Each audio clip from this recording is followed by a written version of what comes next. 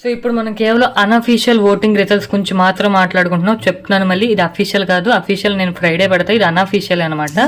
So as of now 11 week unofficial voting results ప్రకారం ఇప్పుడు వచ్చేసరికి కళ్యాణ్ గారు, తనుజ గారు, ఎమ్మెల్యే ముగ్గురు టాప్లో అయితే ఉన్నారనమాట.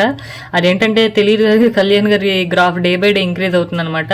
ఆయన చేయాల్సిందల్లా ఒకే ఒకటి, ఆయన కొంచెం గేమ్ డిస్ట్రాక్ట్ చేసుకోకుండా, ఎవరి గురించి ఆలోచించకుండా ఆయన సోలో గేమ్ ఆయన ఆడుకుంటూ వెళ్తే ఖచ్చితంగా ఆయనకు విన్నర్ అయ్యే అవకాశాలు ఉంటాయి. At the same time Tanuja గారికి కూడా మామూలు ఫాలోయింగ్ లేదండి అసలు బయట.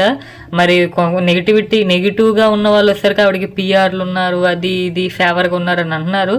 ఎస్, అది మనకి ఎంతవరకు నిజమో అబద్ధమో తెలియదు. బట్ ఓటింగ్ పరంగానే కళ్ళతో చూసి నేను చెప్తున్నాను కదా. సో తనుజ గారు, కళ్యాణ్ గారు టాప్లో ఉన్నాయి. At the same time Emmanuel గారు కూడా అనమాట. ఈయన ఎన్నో వారాల తర్వాత నామినేషన్లో వచ్చినా సరే ఓటింగ్ మామూలుగా పట్టలేదు. సో టాప్ 3లో అన్అఫీషియల్ ఓట్స్ ప్రకారం వీళ్ళ ముగ్గురు ఉన్నారు. సో వీళ్ళ ముగ్గురు టాప్ 5 కన్ఫర్మ్ అనమాట. వీళ్ళ ముగ్గురులో ఎవరు విన్నర్ మెటీరియల్ని కామెంట్ చేయండి. నేను ఎవరి అభిమాని కాదు, జస్ట్ చెప్పానంటే.